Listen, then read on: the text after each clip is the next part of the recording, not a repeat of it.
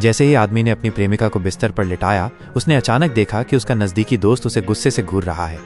आदमी डर के मारे पसीने पसीने हो गया, लेकिन जब उसने दोबारा संभलकर खिड़की के बाहर देखा तो दोस्त गायब हो चुका था। अगले ही दिन दोस्त की शोक सभा में प्रेमिका ने अचानक उसी दोस्त की परछाई देखी और डर के मारे चीख उठी। पूरा माहौल इतना अजीब और भयावह हो गया कि सभा अधूरी ही खत्म करनी पड़ी। असल में उस दोस्त की मौत कोई हादसा नहीं थी। सच ये था कि प्रेमी और प्रेमिका ने मिलकर अपने ही करीबी दोस्त को धक्का देकर मौत के घाट उतार दिया था। अब उनका मकसद था दोस्त की सेना पर कब्जा करना। इसलिए अंतिम संस्कार पर दोनों ने मिलकर दिखावा किया और सेनापतियों को समझाया कि दुश्मनों से लड़ते हुए मारा गया और उसका शव तक नहीं मिला। सबको तुरंत एक नए सेनापति की जरूरत थी और उन्होंने आदमी को सेनापति बनाने का समर्थन करना शुरू कर दिया। लेकिन तभी भीड़ में वही मरा हुआ भाई प्रकट हुआ। असल में वह उसका जुड़वां भाई था जो हूबहू उसी जैसा दिखता था।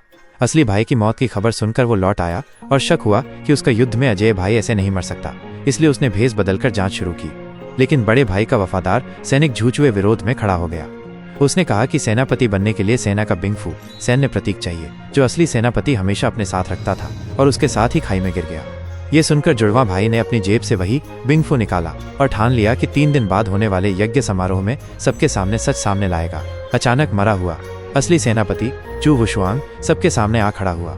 कुछ लोग उस पर शक करने लगे कि ये कोई भेष बदल कर आया है, लेकिन उसने निजी यादों और अपनी अनोखी युद्ध कला वुशुआंग क्वान दिखाकर सबको यकीन दिला दिया।